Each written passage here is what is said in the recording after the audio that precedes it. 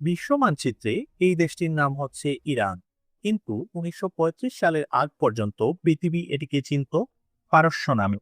হাজার হাজার বছর আগে যে মানচিত্র ছিল, আজও প্রায় একই রকম রয়ে গেছে এই দেশের সীমান্ত। কেন জানেন?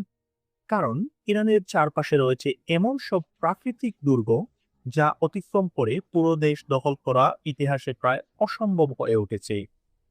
রোমান সাম্রাজ্য থেকে শুরু করে তুর্কি, আরব, মঙ্গল, রাশিয়া, ব্রিটেন, এমনকি আধুনিক যুগে যুক্তরাষ্ট্র ও বিভিন্ন সময় ইরানকে দুর্বল করার চেষ্টা করেছে।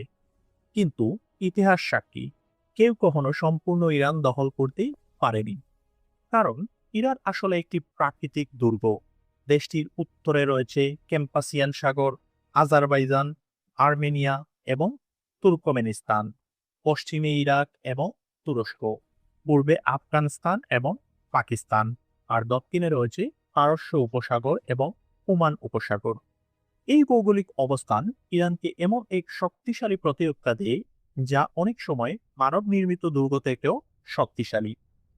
ইরানের উত্তরে রয়েছে বিশাল আলবুর্জ পর্বতমালা, আর পশ্চিমে রয়েছে জার্গস পর্বতমালা। এই পাহাড়গুলো আসলে ইরানের জন্য এক বিশাল প্রাকৃতিক দেয়াল। অনেকে বলেন এই প্রাকৃতিক প্রতিরক্ষা ব্যবস্থা চীনের মহাপ্রাচীর থেকেও শক্তিশালী। যদিও ইরানকে আজ মধ্যপ্রাচ্যের একটি দেশ হিসেবে ধরা হয়, তবে ইতিহাস, সংস্কৃতি এবং ঐতিহ্যের দিক থেকে ইরান আসলে পারস্য সভ্যতার উত্তরাধিকারী। এই পারস্য সভ্যতা ছিল মানব ইতিহাসের অন্যতম শক্তিশালী এবং দীর্ঘস্থায়ী সভ্যতা।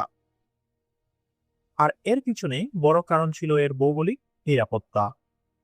1979 সালের পর মধ্যপ্রাচ্যের রাজনীতিতে বড় পরিবর্তন আসে।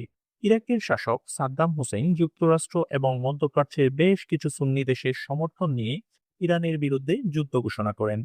যুদ্ধের শুরুতে ইরাক ইরানের জার্গস পর্বতমালার দক্ষিণে থাকা তেল সমৃদ্ধ অঞ্চল দখল করে। কিন্তু এরপর শুরু হয় এক দীর্ঘ যুদ্ধ। প্রায় 10 বছর ধরে চলা এই যুদ্ধে মৃত্যু হয় প্রায় 5 লক্ষ মানুষের। তবুও শেষ পর্যন্ত সাদ্দাম বাহিনী ইরানের 1 ইঞ্চি জমিও স্থায়ীভাবে দখল করতে পারেনি। কারণ আবারও ইরানকে রক্ষা করেছিল তার জার্গস পর্বতমালা। ওমান সাগর থেকে পারস্য উপসাগরে প্রবেশের ছোট্ট পথটি হচ্ছে হরমুজ প্রণালী।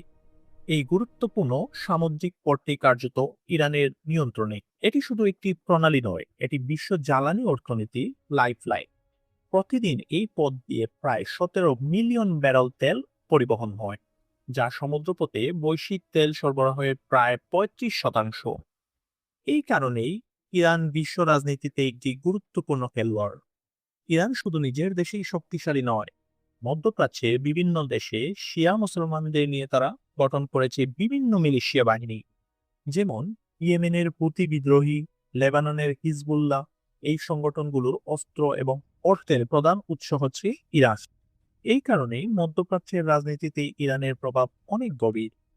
এক সময় সিরিয়ার প্রেসিডেন্ট বাশার আল আসাদ ছিলেন ইরানের অন্যতম গুরুত্বপূর্ণ মিত্র।